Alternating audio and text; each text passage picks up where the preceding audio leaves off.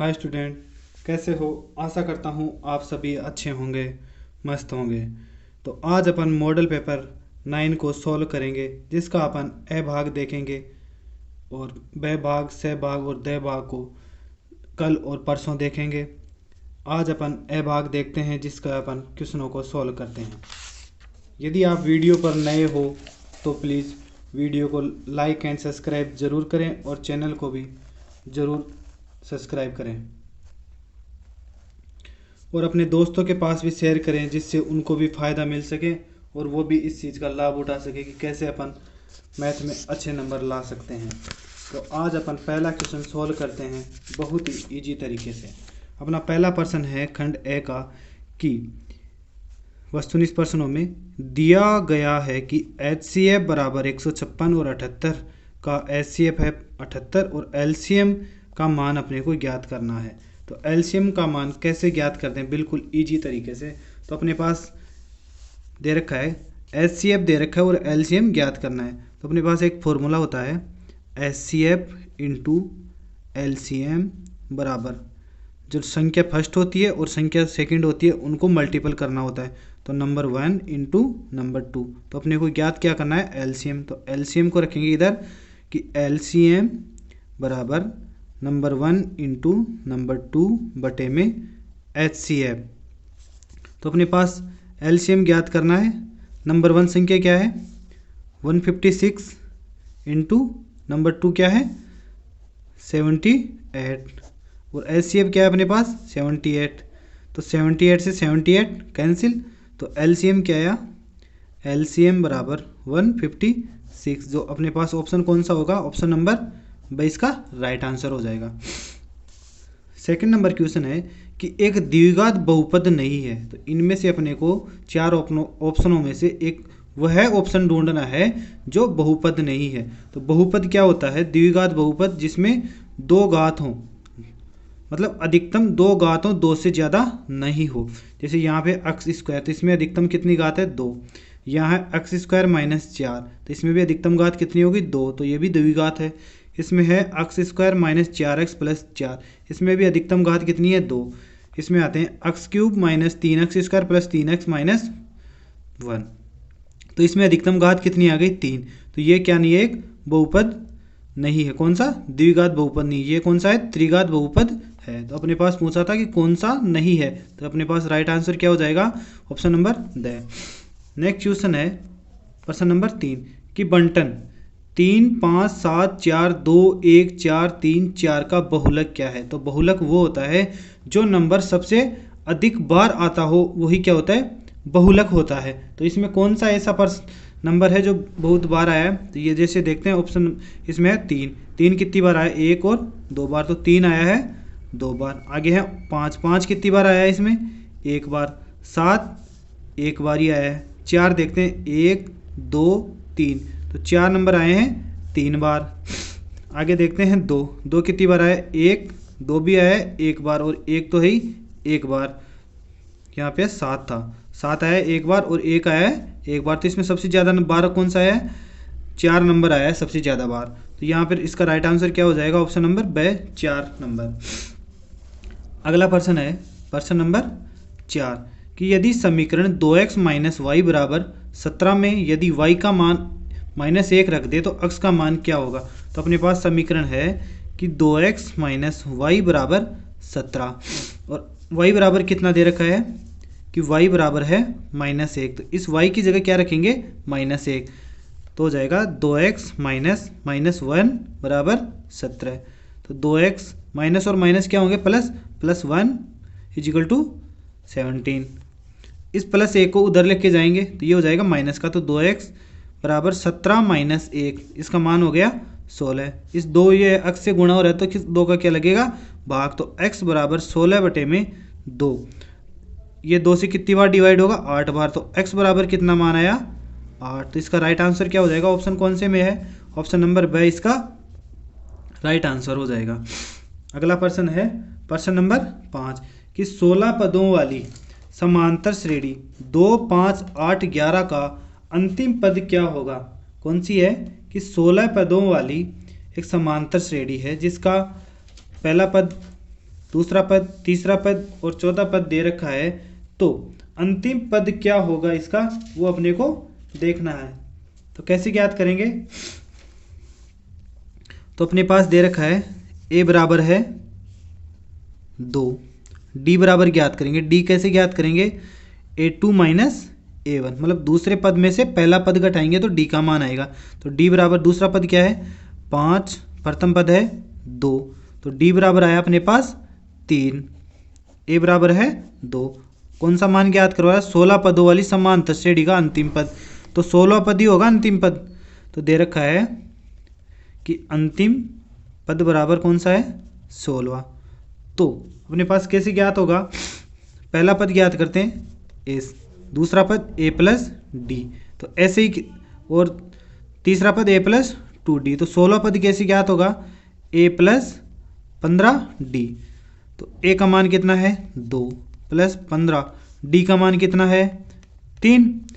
तो 2 प्लस 15 को 3 से गुणा किया तो 45, 45 में 2 को जोड़ा तो 47। तो इसका 16 पद क्या आ गया?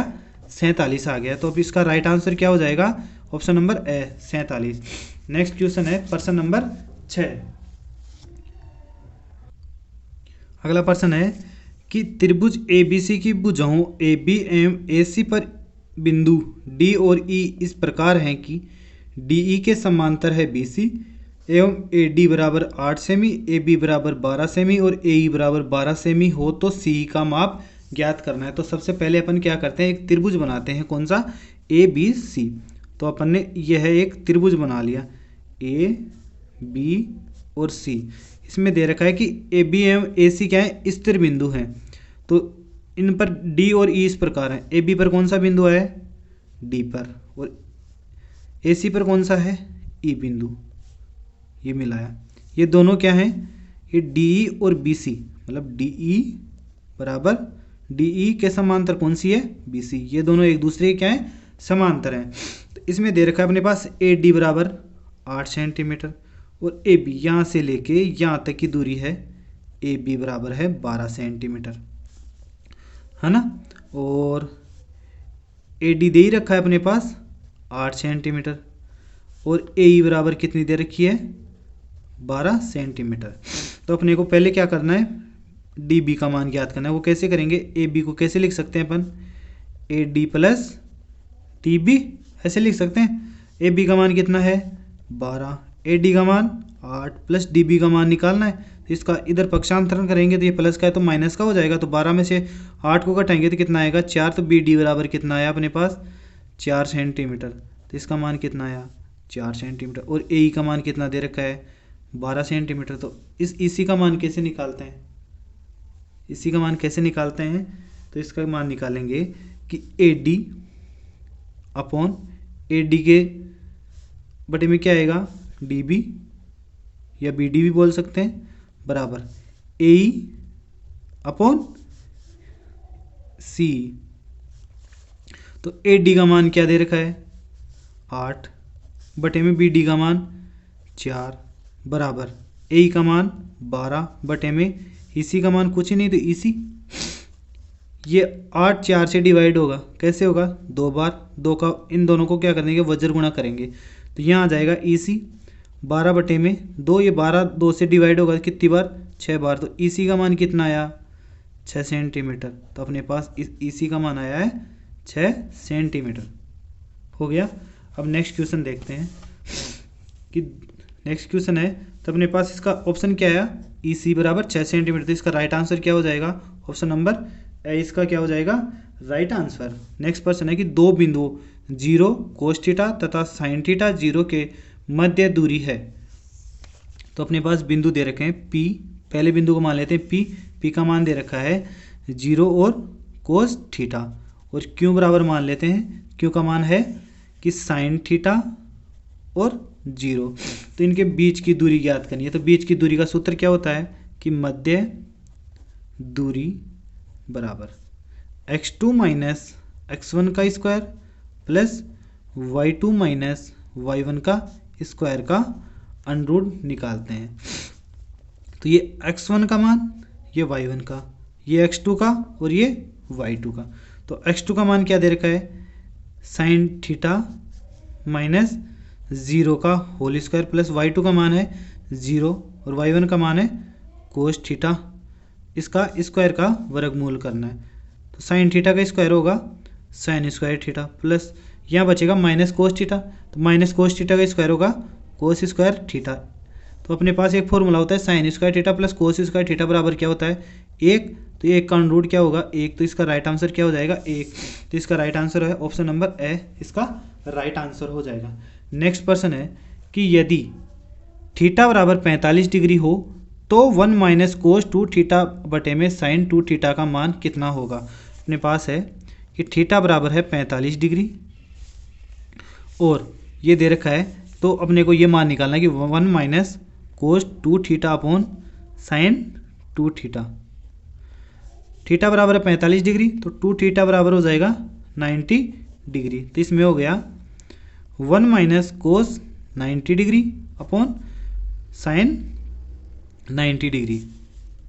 तो 1 माइनस कोस 90 का मान कितना होता है 0 और साइन 90 का मान 1।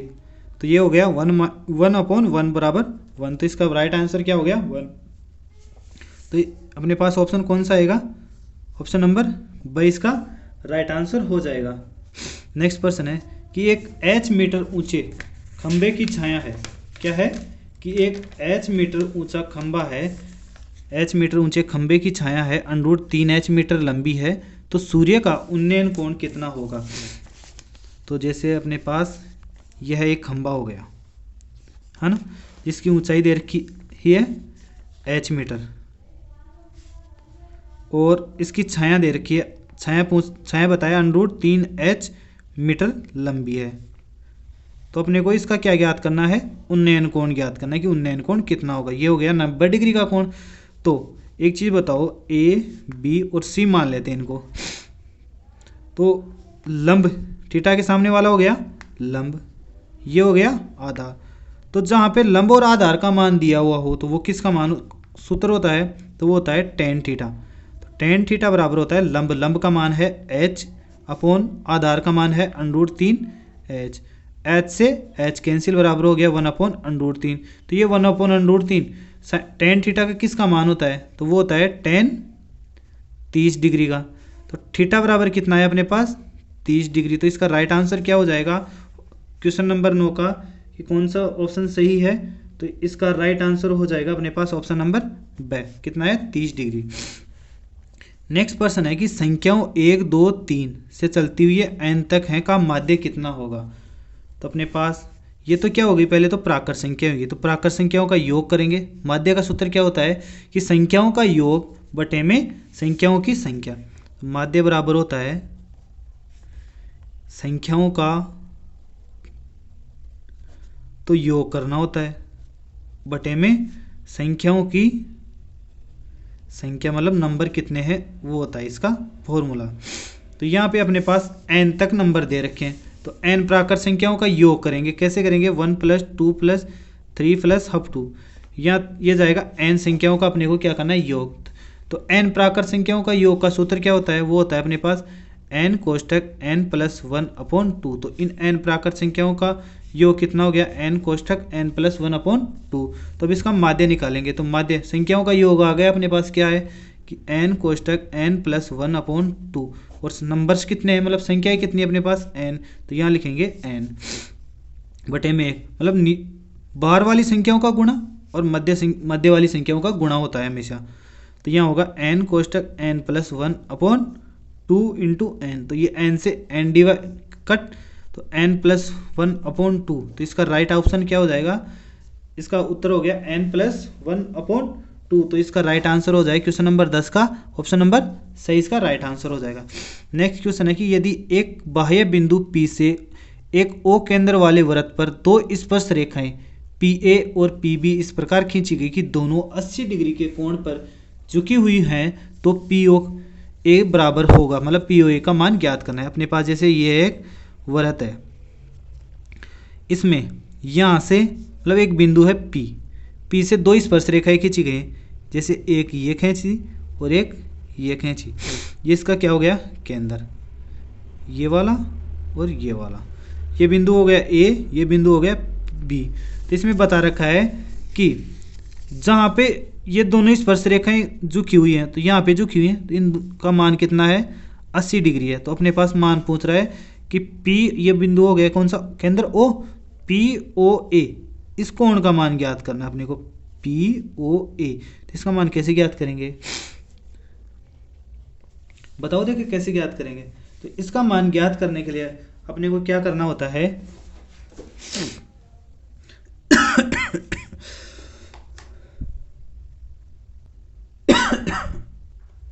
कि जो इसमें ये होते हैं ना, आमने सामने के कोण होते हैं, इन दोनों का योग कितना होता है 180 डिग्री होता है। मतलब कोण P प्लस कोण O बराबर होगा 180 डिग्री।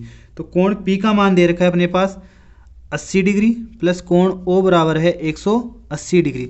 तो कोण O बराबर कितना होगा, 180 में से 80 गए तो 100 डिग्री हो जाएगा। तो कोण O का मान है अपने पास, मतलब इस पूरे कोण का मान कितना है 100 डिग्री है। बट अपने को ज्ञात क्या करना है, POA का मान ज्ञात करना है। तो POA इस कोण का क्या है, पूरे कोण का क्या है, अर्धक कोण है।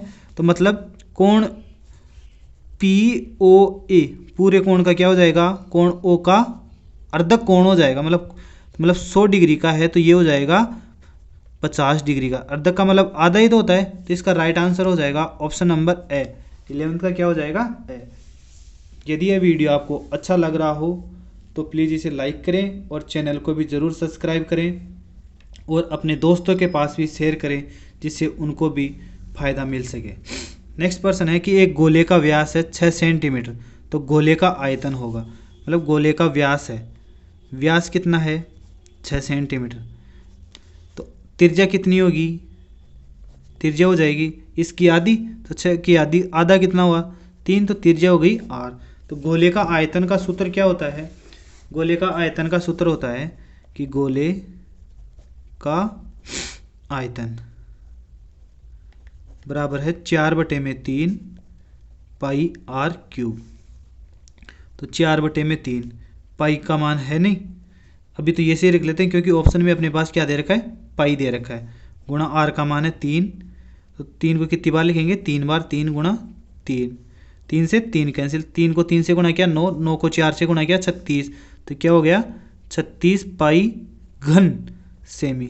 घन कैसे आया, क्योंकि ये r कितनी बार गुणा हो रहा है, 3 बार, मतलब 3 सेंटीमीटर है तो 3 बार गुणा हो रहा है, 2 बार गुणा होता तो क्या आता, स्क्वायर आ जाता, वर्ग आ जाता यहाँ पे अपने पास। नेक्स्ट इसका ऑप्शन कौन सा हो गया, राइट ऑप्शन नंबर स, 12 का स हो गया अपने पास। नेक्स्ट क्वेश्चन है क्वेश्चन नंबर 12 कि त्रिज्या r के एक अर्धवृत्त के अंतर्गत खींचे जा सकने वाले सबसे बड़े त्रिभुज का क्षेत्रफल कितना होगा। तो अपने पास ये हो गया एक अर्धवृत्त, ये हो गया, इसके अंदर बनने वाला सबसे बड़ा त्रिभुज का क्षेत्रफल ज्ञात करना है। तो जहाँ पे मतलब एक व्यास के सिरों से, व्यास के दोनों सिरों से खींची गई ऐसी रेखा जो परिधि के किसी बिंदु पर मिलती हैं, परिधि के किसी बिंदु पर मिलती हैं, तो वहाँ कौन कितने डिग्री का कोण बनता है, तो वहाँ बनता है 90 डिग्री का कोण बनता है। यहाँ पे ये क्या हो गया, इसका ओ केंद्र हो गया, तो ए बी, 20 को मान लेते हैं और सी है ना, ये दे रखा है। तो यहाँ से यदि ये आर है तो ये भी कितनी हो गई आर, और यहाँ से लेके बी से ओ तक की दूरी भी कितनी हो गई आर, क्योंकि ये भी परिधि से केंद्र पर ही आ रही है, तो ये क्या हो गई आर हो गई। तो अब इसमें पूछ रहा है त्रिभुज का क्षेत्रफल, तो यहाँ कौन सा त्रिभुज बना, समकोण त्रिभुज। तो सम त्रिभुज का क्षेत्रफल का सूत्र क्या हो गया कि 1/2 आधार इंटू ऊंचाई, यही होता है। तो यहाँ से लेके यहाँ तक की दूरी क्या हो गई आधार हो गया, तो आधार का क्षेत्र, आधार कितना हुआ r प्लस r बराबर कितना हुआ 2r, और ऊंचाई दे रखी है अपने पास r, 1/2 आधार है 2r इंटू ऊंचाई है r, 2 से 2 कैंसिल, तो ये बना r², क्या हुआ r²। तो इसका राइट आंसर क्या हो जाएगा क्वेश्चन नंबर 13 का, तो कौन से ऑप्शन में है, ऑप्शन नंबर ए में है। तो इसका राइट आंसर हो गया ऑप्शन नंबर ए r²। यदि दो पासों को एक साथ फेंका जाता है तो पासों पर एक ही संख्या प्राप्त होने की प्रायिकता होगी। तो एक ही अंक प्राप्त होने की प्रायिकता क्या होगी? दो पासे हैं, दोनों पासों को एक साथ उछाला जाता है तो दोनों पासों पर नंबर आने की प्रायिकता होगी 1 1, 2 2, 3 3, 4 4, 5 5 और 6 6। ये टोटल नंबर हो गए कितने? 6। और दोनों पासों पर कुल परिणाम आने की कुल परिणाम कितने आएंगे? 36। तो मतलब कुल परिणाम आएंगे वो तो होंगे नीचे, और ऊपर वो होंगे जो परिणाम प्राप्त हो सकते हैं अपने पास, कि कौन कौन से परिणाम प्राप्त होंगे। तो कितने परिणाम प्राप्त हुए? 6। तो 6 बटे में 36, 6 से डिवाइड करेंगे तो कितना आएगा? 1 बटे में 6, जो इसका क्या हो जाएगा? Right answer. 1 बटे में 6 कौन से ऑप्शन का है? ऑप्शन नंबर ए, जो इसका राइट आंसर हो जाएगा। नेक्स्ट पर्सन है अपने पास, पर्सन नंबर 15, कि यदि समांतर श्रेणी का प्रथम पद 5 और पांचवा पद 17 हो तो 5 पदों का योग ज्ञात करना है। तो अपने पास a बराबर है 5 और चौथा पांचवा पद दे रखा है तो a प्लस 4d बराबर है 17। तो ये मान इसमें रखेंगे 5 प्लस 4d बराबर 17। 4d बराबर 17 में से 5 गए तो 12, 4 यहाँ पे गुणा हो रहा है तो इसका क्या हो जाएगा? भाग। तो d बराबर कितना आया? 3, जो इसका ये हो जाएगा सार्वंतर। तो 5 पदों का योग ज्ञात करना है। तो योग कैसे ज्ञात करेंगे? योग का सूत्र होता है कि Sn बराबर n बटे में 2 2a plus n minus 1d, ये इसका फॉर्मूला होता है। तो यहाँ इसमें क्या रखेंगे? मान रखेंगे। तो S5 मतलब 5 पदों का योग ज्ञात करना है। तो n बराबर कितना आया? n बराबर हो गया अपने पास 5, तो 5 बटे में 2 इंटू a का मान है 5 प्लस n का मान कितना है? 5, 5 में से 1 को घटाएंगे तो 4 इंटू डी का मान है 3, तो 5 बटे में 2, 2 को 5 से गुणा किया तो 10 प्लस 4 को 3 से गुणा किया तो 12, तो 5 बटे में 2, 10 और 12 को जोड़ा तो कितना हुआ? 22, 22 को 2 से डिवाइड किया तो ये हो गया 11, 11 को 5 से गुणा किया तो 55, जो इसका क्या हो जाएगा? Right answer. तो इसका ऑप्शन है ऑप्शन नंबर ए, इसका राइट आंसर हो जाएगा 55 हो जाएगा इसका क्या? 5 पदों का योग। नेक्स्ट प्रश्न है कि किसी समांतर श्रेणी का प्रथम पद 2 तथा सार्वंतर 3 हो तो समांतर श्रेणी होगी।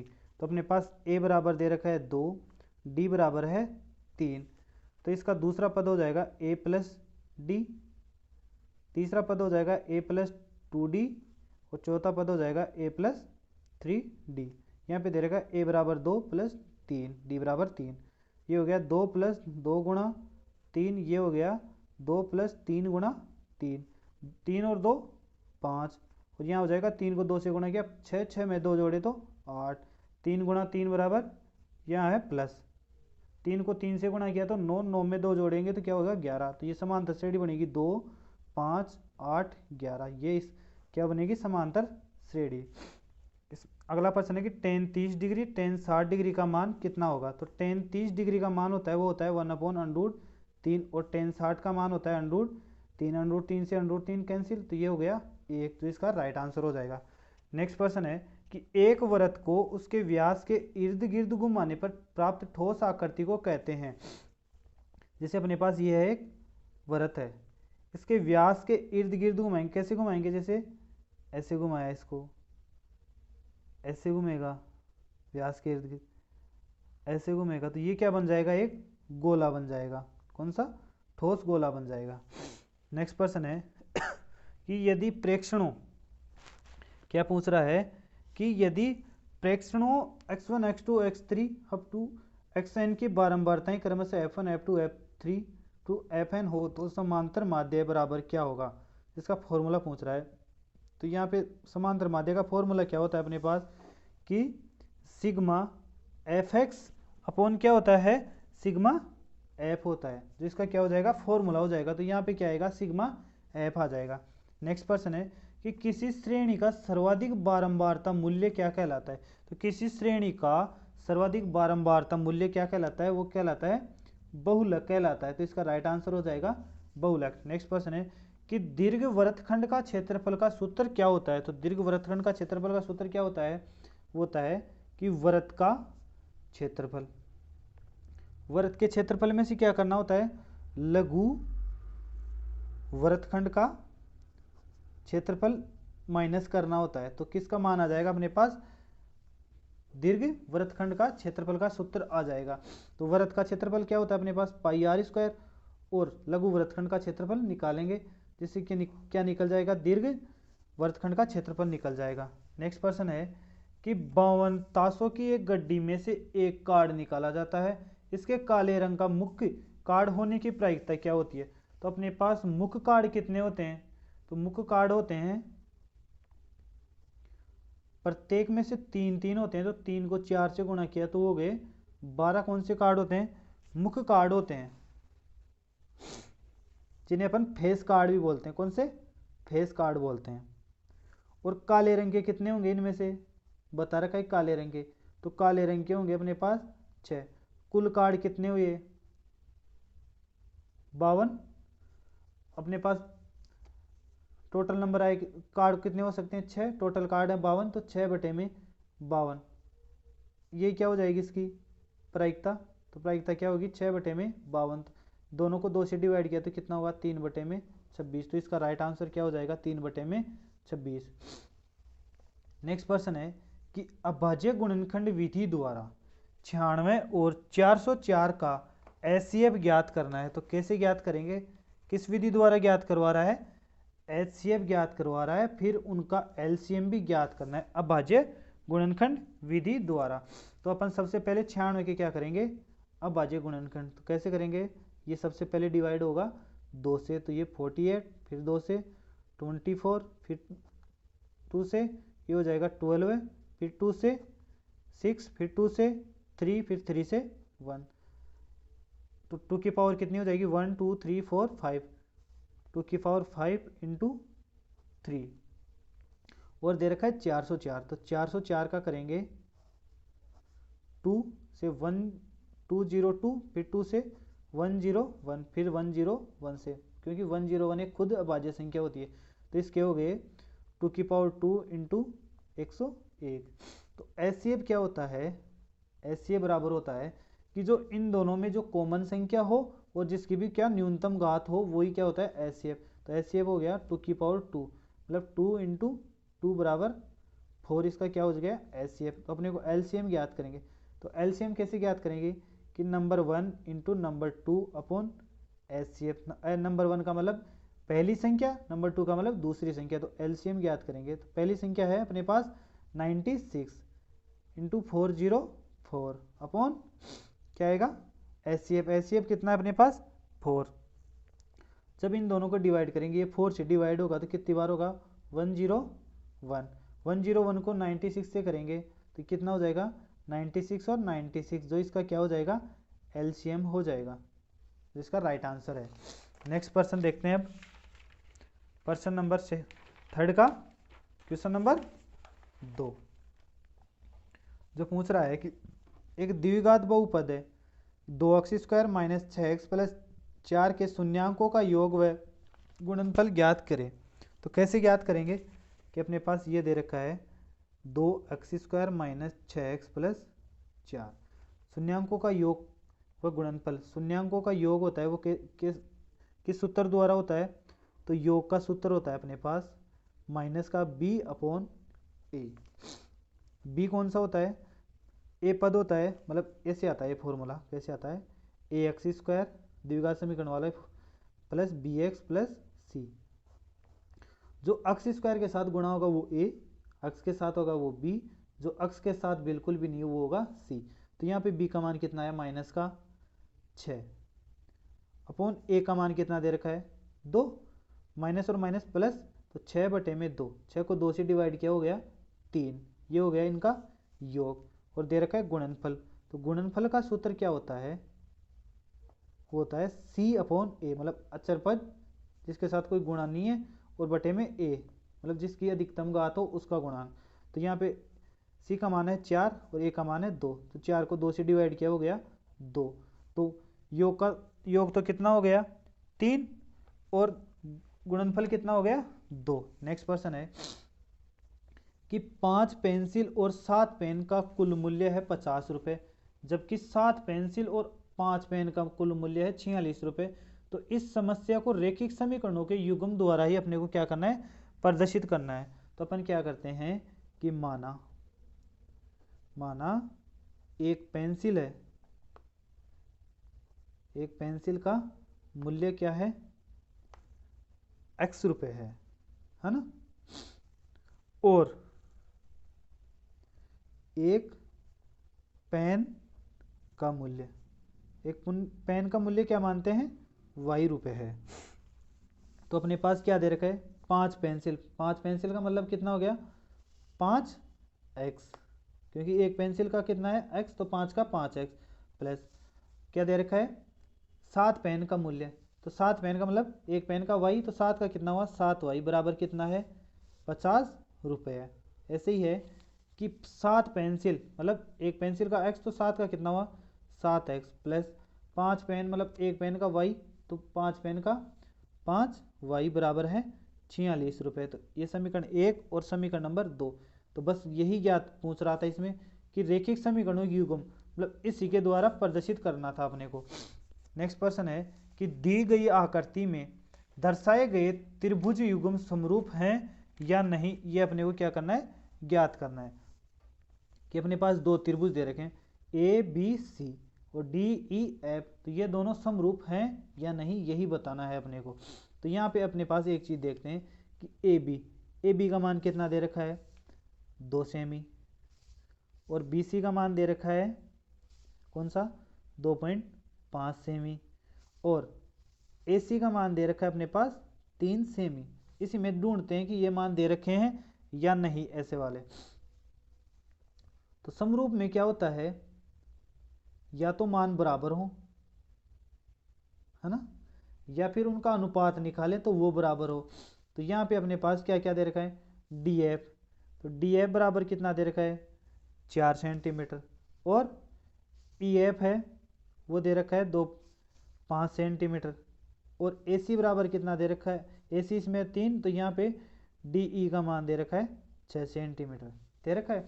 तो यहाँ पे क्या करेंगे अपन समरूप ज्ञात करने के लिए AB बटे में DF, BC बराबर बटे में EF बराबर AC बटे में DE द्वारा ज्ञात करेंगे। AB का मान कितना है 2 बटे में, DF का मान 4, इसका है 2.5 बटे में 5 बराबर 3 बटे में 6, पॉइंट हटाएंगे तो ये हो जाएगा 10 हो गया। ये इससे डिवाइड हुआ 2 बार, ये इससे डिवाइड हुआ 2 बार, ये इससे डिवाइड हुआ 2 बार, मतलब प्रत्येक में मान कितना आ रहा है 1 बटे में 2, मतलब प्रत्येक में क्या आ रहा है मान बराबर आ रहा है। तो ये क्या हो जाएगा समरूप त्रिभुज हो जाएगा। किस नियम द्वारा हुआ, तो इसमें तीनों भुजाएं बराबर दे रखी हैं, तो ये हो गया कि भुजा भुजा और भुजा भुजा नियम मतलब भुजा भुजा भुजा नियम द्वारा क्या हो गया ये समरूप त्रिभुज है। कैसे हुआ कि त्रिभुज AB और C सर्वांग होगा त्रिभुज DEF, ये दोनों क्या होंगे समरूप होंगे। नेक्स्ट प्रश्न है कि बिंदु युग्म क्या दे रखा है, बिंदु युग्म -5 और 7 -1 व 3 के बीच की दूरी ज्ञात करनी है। तो वो कैसे ज्ञात करेंगे, पहला बिंदु दे रखा है -5 और 7, दूसरा दे रखा है -1 और 3। तो बीच की दूरी का सूत्र क्या है, बीच की दूरी का सूत्र होता है वो होता है कि x2 - x1 का स्क्वायर प्लस y2 - y1 का स्क्वायर का अंडर, ये हो जाएंगे x1 और y1, x2 और y2। x2 मान दे रखा है अपने पास क्या -1, तो -1, और x1 का मान -5, तो माइनस और माइनस प्लस 5 का स्क्वायर, प्लस y2 का मान है 3 और y1 का मान है -7 का स्क्वायर करना है।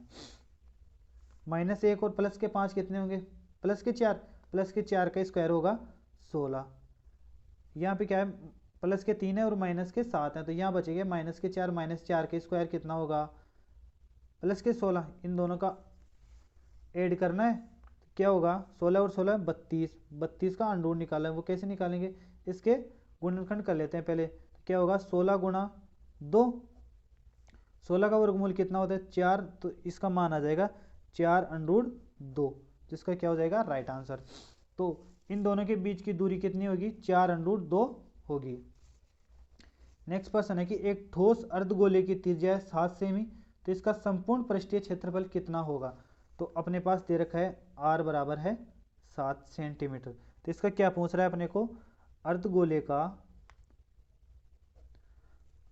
का क्या पूछ रहा है, संपूर्ण पृष्ठीय क्षेत्रफल, ये पूछ रहा है, जिसका फॉर्मूला होता है अपने पास 3 पाई r स्क्वायर। ये हो गया 3 इंटू पाई का मान है 22/7 रख लेते हैं, r का मान है 7, तो 7 गुणा 7, 7 से 7 कैंसिल, 22 को 3 से गुणा करेंगे तो ये हो जाएगा 22 66। अब इस 66 को किससे गुणा करना है, 7 से, तो ये हो जाएगा अपने पास क्या 462 सेमी स्क्वायर, इसका क्या हो जाएगा राइट आंसर। तो अर्धगोले का संपूर्ण पृष्ठीय क्षेत्रफल का सूत्र होता है 3 पाई r स्क्वायर, इसमें मान रखेंगे तो कितना मान आएगा 462 सेमी स्क्वायर। नेक्स्ट प्रश्न है अपने पास प्रश्न नंबर 7 कि एक घन का संपूर्ण पृष्ठीय क्षेत्रफल है वो है 1014 वर्ग मीटर। तो घन का आयतन अपने को क्या करना है, ज्ञात करना है।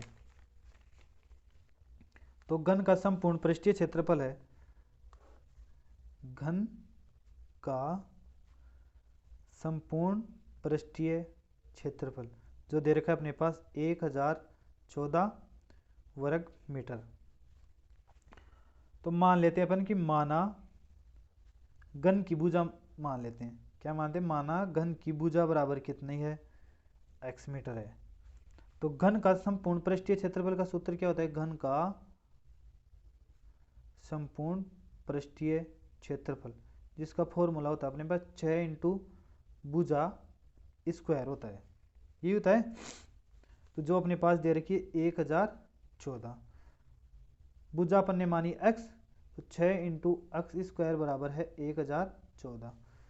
6 एक्स स्क्वायर से गुणा हो रहा है तो इसका क्या लगेगा भाग, तो एक्स स्क्वायर बराबर हो जाएगा अपने पास 1014 को 6 से डिवाइड किया तो कितनी बार होगा डिवाइड, 1, 6 कम 6, फिर कितना बचा 4, 4 और 1 41, फिर 6 से डिवाइड किया 6 बार, फिर कितना बचा 5, 5 को और 4 9, मतलब 54, 54 को 6 से डिवाइड किया तो 9 बार जाएगा। तो एक्स स्क्वायर बराबर कितना आया 169, 169 का वर्गमूल कितना होता है 13, तो x बराबर कितना आया 13 मीटर। ये क्या है, इसका भुजा ही है। तो अब इसका क्या करना है, घन का आयतन ज्ञात करना है। तो घन का आयतन का सूत्र क्या होता है कि घन का आयतन, जिसका फॉर्मूला होता है अपने पास भुजा क्यूब, जिस भुजा अपने पास कितनी है 13 मीटर, ये हो जाएगा 13 का क्यूब, मतलब 13 गुणा 13 गुणा 13, 13 को 13 से गुणा किया तो 169, 169 को फिर 13 से गुणा करेंगे तो कितना हो जाएगा 2197 घन मीटर, जो क्या हो जाएगा इसका घन का आयतन हो जाएगा। नेक्स्ट प्रश्न है अपने पास कि वृत्त के चाप द्वारा वृत्त के केंद्र पर अंतरित कोण कितना है 50 डिग्री है, यदि चाप की लंबाई 5 पाई सेंटीमीटर है हो तो वृत्त की त्रिज्या लिखिए। तो कैसे लिखेंगे, थीटा बराबर कितना दे रखा है अपने पास, थीटा बराबर है 50 डिग्री, लेंथ कितनी है 5 पाई सेंटीमीटर। तो चाप की लंबाई का सूत्र क्या होता है, चाप की लंबाई का फॉर्मूला होता है कि पाई आर थीटा बटे में 180 डिग्री होता है ना। तो आर बराबर कितना आएगा अपने पास, आर बराबर कितना आएगा एल इंटू लंबाई दे रखिए एल इंटू 180 बटे में पाई थीटा। एल का मान कितना दे रखा है 5 पाई, तो 5 पाई गुणा 180, नीचे दे रखा है पाई इंटू थीटा का मान है 50, पाई से पाई कैंसिल, 0 से 0 कैंसिल और 5 से 5 कैंसिल। तो आर बराबर कितना है अपने पास 18, जो क्या हो जाएगी सेमी। तो मतलब इस प्रश्न में इस चाप वृत्त के चाप द्वारा वृत्त के केंद्र पर अंतरित कोण 50 डिग्री है, तो यदि चाप की लंबाई कितनी 5 सेंटीमीटर हो तो वृत्त की त्रिज्या लिखिए। तो वृत्त की त्रिज्या कितनी हो जाएगी अपने पास 18 सेंटीमीटर। नेक्स्ट प्रश्न है अपने पास प्रश्न नंबर 9 कि भूमि से 60 मीटर की ऊंचाई पर एक पतंग उड़ रही है, पतंग में लगी डोरी को अस्थायी रूप से भूमि के एक केंद्र से बांध दिया गया, भूमि के साथ डोरी का झुकाव 60 डिग्री है, यह मानकर कि डोरी में कोई ढाल नहीं है तो डोरी की लंबाई ज्ञात करनी है। कैसे होगा? ये प्रश्न इसमें बता रखा है कि एक पतंग है। क्या है? एक पतंग है। तो पतंग कैसे उड़ रही है वो अपने को पहले तो ये ज्ञात करना है। जैसे यह पतंग यहाँ उड़ रही है ना। भूमि से इसकी ऊंचाई कितनी है? 60 मीटर है। ये इसकी क्या है? डोरी है। डोरी को भूमि के एक बिंदु से अपन ने यहाँ पे बांध दिया इसको, है ना, जिसका झुकाव भूमि के साथ डोरी का झुकाव कितना है? 60 डिग्री है ना। डोरी में कोई डाल नहीं है तो डोरी की लंबाई ज्ञात करना। अपने को क्या ज्ञात करना है? ये ज्ञात करना, मतलब ए बिंदु हो गया, बी बिंदु हो गया, सी बिंदु हो गया। तो अपने पास ये है, तो इसके सामने वाली भुजा क्या होगी अपने पास? लंब, और ये हो गया कर्ण। तो अपने को क्या ज्ञात करना है? कर्ण ज्ञात करना है। तो लंब बटे में कर्ण कौन से फॉर्मूले में होता है ये बताओ मुझे पहले। तो लंब बटे में कर्ण बराबर किस में होता है? साइन में होता है। साइन थीटा बराबर लंब बटे में कर्ण। तो लंब का मान है 60, कर्ण का मान अपने को ज्ञात करना है, और साइन थीटा बराबर साइन कितना दे रखा है? थीटा 60 डिग्री, तो साइन 60 डिग्री। तो कर्ण का मान ज्ञात करना है, तो 60 बटे में साइन 60 का मान कितना होता है? √3 बटे में 2, √3। अब यहाँ क्या करेंगे अपन? वज्र गुणा कर लेंगे, मतलब 60 बटे में कर्ण बराबर √3 बटे में 2, इनका क्या करेंगे? वज्र गुणा करेंगे। तो कर्ण बराबर क्या हो जाएगा? 60 गुणा 2 बटे में √3, ये हो गया। इन दोनों को गुणा किया तो वो हो गया 120 बटे में √3। इस √3 को ऊपर नीचे अपन क्या कर लें? गुणा करें, है ना। तो ये हो गया 120 गुणा √3। इस √3 को √3 से गुणा किया तो 3, 120 को 3 से डिवाइड किया, ये हो गया 40। तो इसका मान कितना आया? 40 √3 मीटर। इस √3 का मान होता है, वो होता है 1.732 होता है। तो 40 को 1.732 से गुणा करेंगे तो ये हो जाएगा अपने पास 69.28 मीटर। इसका क्या हो जाएगा? राइट आंसर हो जाएगा। अपने पास नेक्स्ट क्वेश्चन है, क्वेश्चन नंबर 10, जो इस ए भाग का क्या है? लास्ट प्रश्न है। यदि यह वीडियो आपको अच्छा लग रहा हो, समझ में आ रहा हो, तो इस वीडियो को लाइक और सब्सक्राइब जरूर करें इस चैनल को भी, और अपने दोस्तों के पास भी शेयर करें जिससे उनका भी फायदा मिल सके। अब अपने पास नेक्स्ट प्रश्न है कि 1.5 मीटर लंबा एक प्रेक्षक एक चिमनी से 28.5 मीटर की दूरी पर है ना। क्या है कि 1.5 मीटर लंबा एक प्रेक्षक एक चिमनी से 28.5 मीटर की दूरी पर है, तो उसकी आंखों से चिमनी का शिखर का उन्नयन कोण 45 डिग्री है। तो चिमनी की ऊंचाई ज्ञात करना है। तो कैसे ज्ञात करेंगे? जैसे यह एक क्या है? प्रेक्षक खड़ा है, मतलब कोई भी आदमी खड़ा है। तो यहाँ से चिमनी के कितनी दूर खड़ा है? 28.5 मीटर की दूरी पे क्या खड़ा है? यहाँ से लेके ये, जैसे यहाँ पे एक चिमनी है, तो यहाँ से लेके यहाँ तक की दूरी कितनी हो गई? 28.5 मीटर है ना। ये यहाँ पे ए बिंदु हो गया, ये बी बिंदु हो गया, ये सी बिंदु हो गया, इसको मान लेते हैं डी बिंदु, जो क्या है? प्रेक्षक है। तो इस प्रेक्षक से मतलब ये चिमनी के इतनी ऊंचाई तक ये खड़ा है।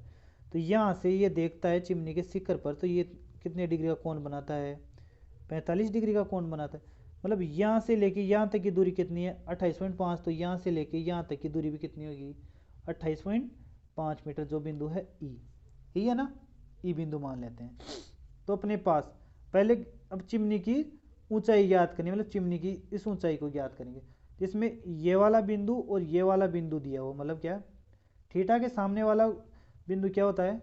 लंब होता है। तो ये हो गया आधार। तो लंब बटे में आधार किस में दिया हुआ होता है? मतलब लंब बटे में आधार किस में दिया होता है? वो होता है tan में। तो tan थीटा का मान कितना दे रखा है अपने पास? 45 डिग्री। लंब का मान अपने को दिया हुआ है नहीं। आधार का मान कितना है? 5 मीटर है और टेन थीटा का मान कितना होता है 1। तो लंब बराबर क्या हो गया 28.5 मीटर। तो लंब का मान कितना आ गया 28.5 मीटर। तो अपने को यह चिमनी की ऊंचाई नहीं है, चिमनी की ऊंचाई से तो थोड़ा सा कम है। कैसे है कि एक मनुष्य खड़ा है या प्रेक्षक खड़ा है जो कितनी लंबाई का है 1.5 मीटर है। तो यहाँ से यहाँ तक की दूरी कितनी है 1.5 और ए से लेके ई तक की दूरी अपन ने कितनी निकाली 28.5। तो ए बी का मान कितना आया ए ई प्लस बी ई। ए ई का मान कितना है 28.5 प्लस बी का मान कितना है 1.5। 28.5 और 1.5 को जोड़ा तो कितना हुआ 30 मीटर। तो ये हो गया इसका राइट आंसर। यदि है वीडियो आपको अच्छा लगा हो तो लाइक करें और चैनल को भी सब्सक्राइब करें और अपने दोस्तों के पास भी शेयर करें जिससे उनको भी फ़ायदा मिल सके और वो भी अच्छे नंबर ला सके मैथ में। अब मिलते हैं आपसे नेक्स्ट वीडियो में वह भाग के साथ। तब तक के लिए धन्यवाद।